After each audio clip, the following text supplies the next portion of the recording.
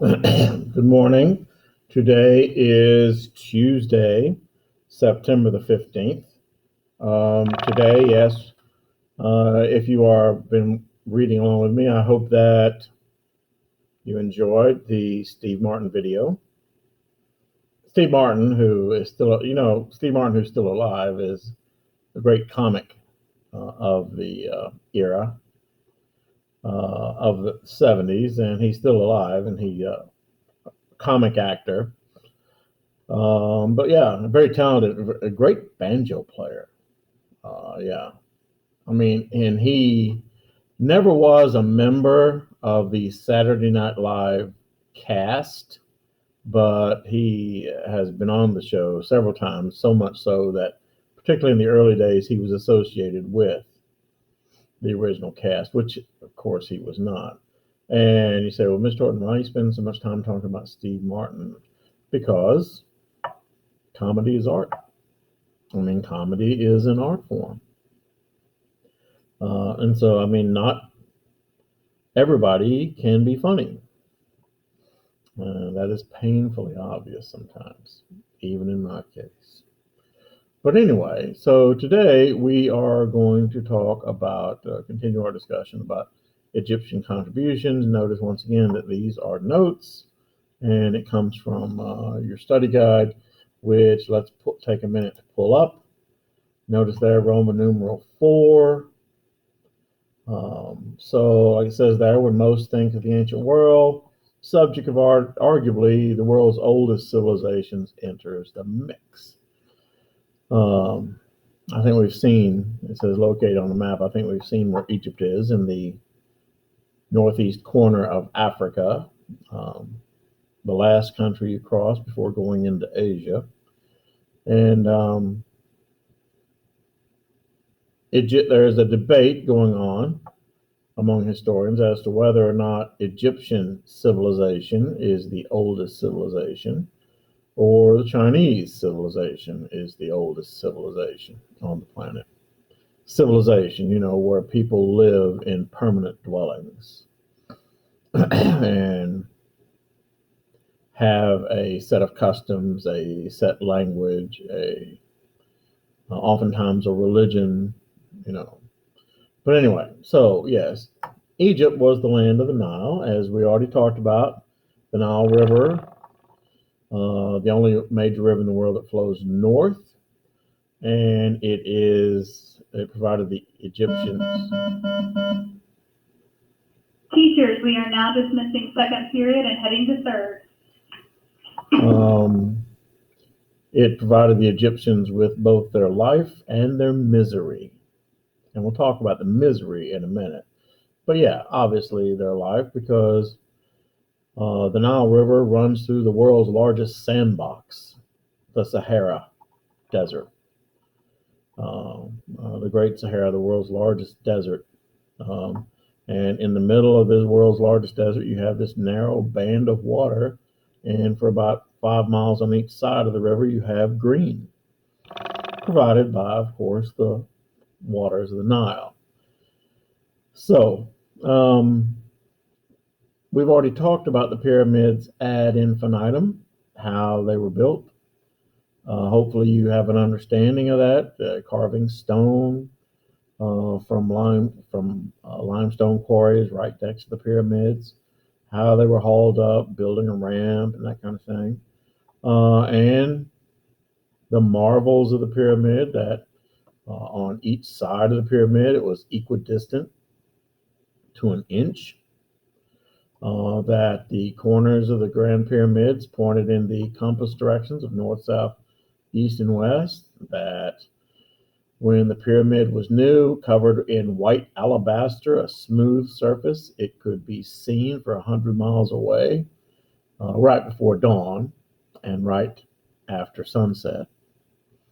That, it really was and deserved to be called one of the 7 wonders of the ancient world. And to be most amazing was that the pyramids were the tallest man-made object on the earth until the Eiffel Tower was constructed in 889. Now, by comparison, I should have done this. I'm so sorry, but let me. I'm going to send myself a picture that. Send myself a picture, and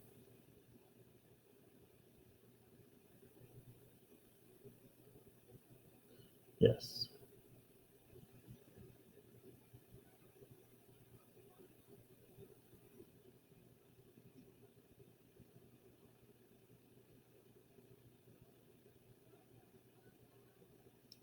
Yeah, and I should be receiving that pretty soon, and I will show it to you.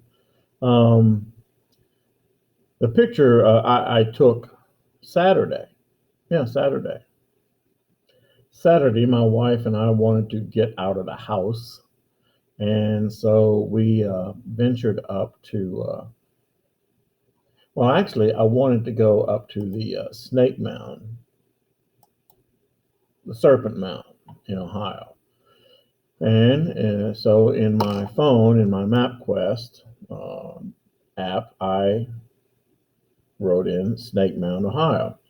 Well, the MapQuest interpreted that as a place called the Miamisburg Mound, which both the Serpent Mound, which is about an hour and a half one way, and the Snake Mound, which is up in Miamisburg, were both built by Native Americans, and both are equally mysterious in that there's debate over why they built these things. In fact, this weekend I'm going to try and go to the Serpent Mound because these are prehistoric ancient works, and it is art. But the one that I saw, or the one that I saw Saturday, was built in the year approximately 1000 BC.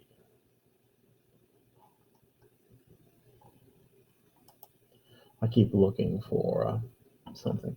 But anyway, yeah, 1000 BC.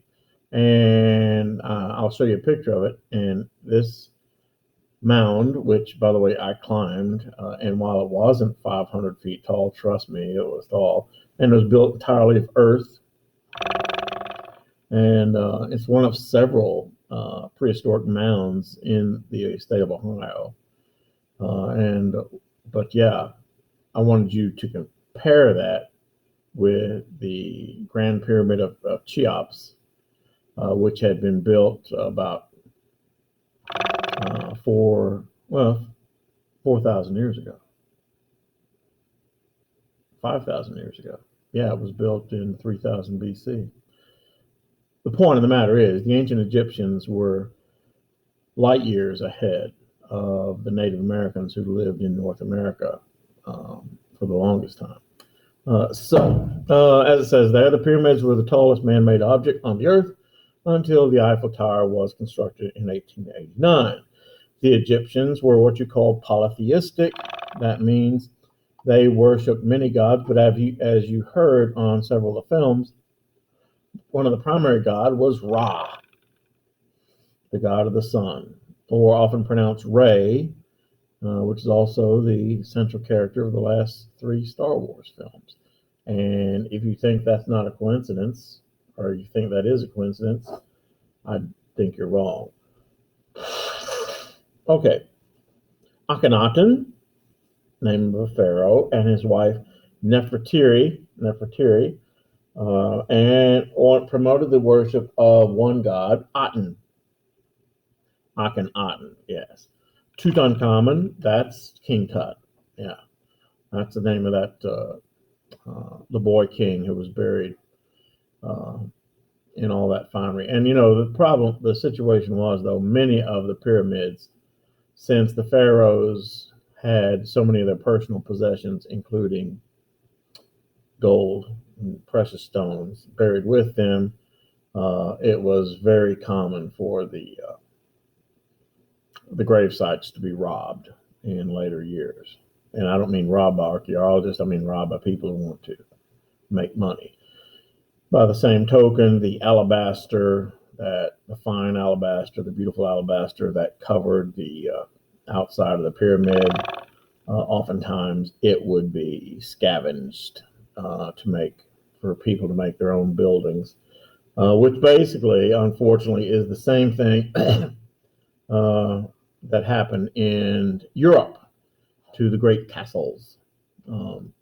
Oftentimes, the Europeans would spend, 70 years building a castle, and after castles became outdated because of gunpowder, people would simply slip in there and use the stones, because the stones were excellent stones for building. They would just demolish the castles. Well, anyway, how were women regarded in ancient Egypt? Well, women actually had a fairly advanced place in ancient Egypt. They were, in Egypt, property passed from mother to daughter, and not from father to son. And that, we'll get back to that property thing in a minute. But let's talk about the calendar. One of the great contributions of the Egyptians was the calendar. Yeah, the calendar, the thing that you put your appointments and dates on, the calendar. And the Egyptians developed the calendar. Well, why did the Egyptians develop the calendar? Well, and by the way, this is going to be on your test as an essay question. How was the calendar developed? Well, the first thing you need to make a point of in your essay answers, first thing you need to make a point of is that the calendar was developed in Egypt out of necessity. They needed a calendar. No, not to plan vacations or not to know when it was Christmas, but it was a matter of life and death. Say again, the development of the calendar in Egypt was a matter of life and death. You see, here's the thing. Now, Egypt, as we know, sits in the middle of the world's greatest sandbox. It's a desert.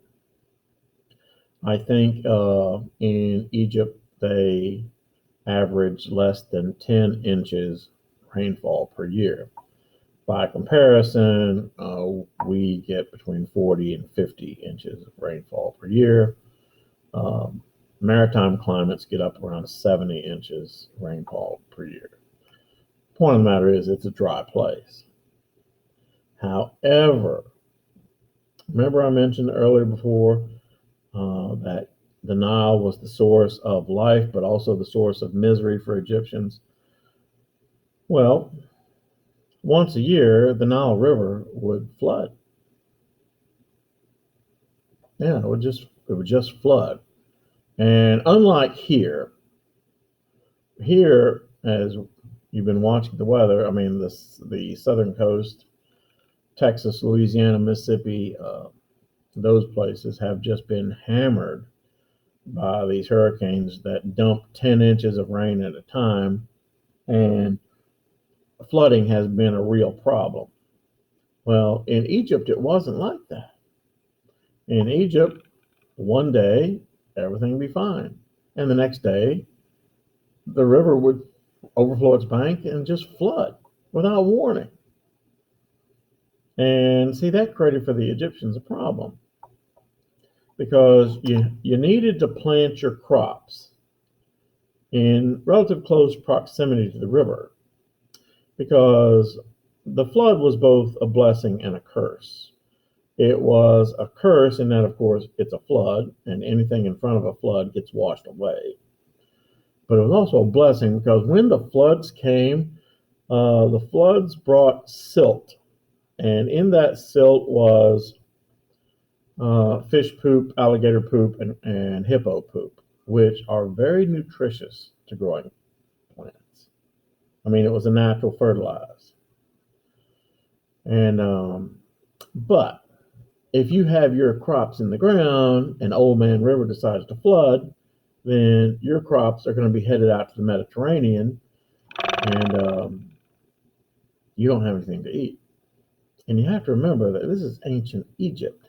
And it wasn't like they could go down to Kroger and just pay overpriced market for fresh fruits and vegetables. You know, there was no Kroger, there was no stores of any kind. If the crops got washed out to the Mediterranean, you died. You know, there was not a lot of sources of food. And so, what was the need? See, there was a need for the calendar, and the need was the Egyptians needed to be able to predict when the river flooded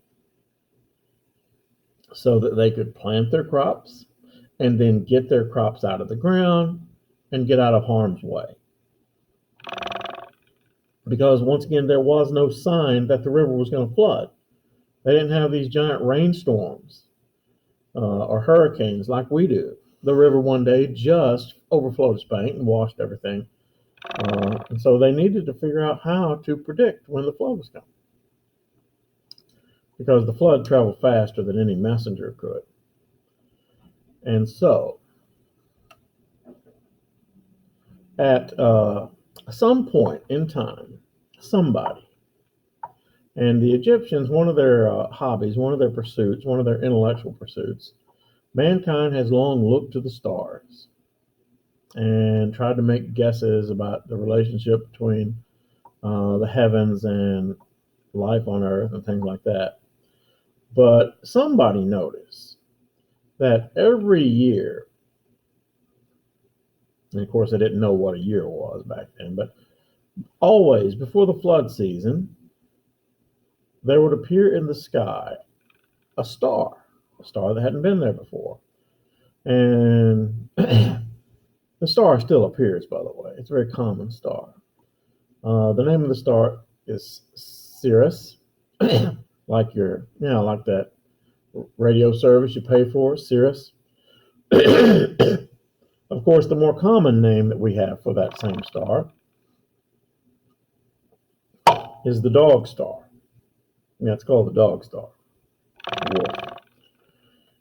I mean, come on. Have you ever heard any adults, old guys like myself? Teachers, we are now leaving third period and heading to fourth. Have you ever wondered why it's called the dog days of summer? And the reason is because during that period of time, the dog days of summer, the dog star appears and stays in the sky a few weeks and then is gone. And they're referred to as the dog days of summer. Now, if you know anything about weather, dog days of summer is normally some of the hottest days of the year. End of July including the great majority of the month of August. And it's called the dog days. And so somebody enterprising said, dog star, flood. Dog star, flood. And so somebody smart began counting from when the dog star appeared. He began counting. I don't know how he did it. Maybe he cut notches in a stick or tied knots in a string, something like that. But he counted from one appearance of the dog star until the dog star was gone, and then it returned. And does anybody know the number of days he counted? How many days between appearances of the dog star? Please tell me you know. Please tell me you know that it was 365 days. Yeah, 365 days. And with that information, the Egyptians could predict when the floods were coming. They knew that when that dog star appeared, whatever you have in the ground, you better get it out of the ground. You better harvest your crops and get them out of harm's way. And the Egyptians further divided the calendar, subdivided the calendar into, I should say, note. Subdivided the calendar into months. Months. You ever wonder where the word months comes from? The word months comes from the word moon. A month reflects the phases of the moon. Full moon, three-quarter moon, half moon, quarter moon, sliver moon, no moon. But yeah, that statue. Let me see one more time if I got my email. Oh, yes. Yes, look at that. Save as picture. Okay.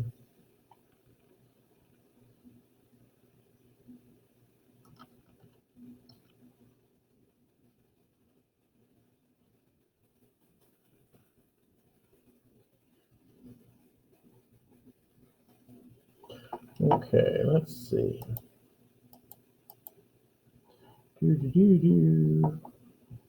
We'll get a better look at it in just a minute, I promise you. Open with.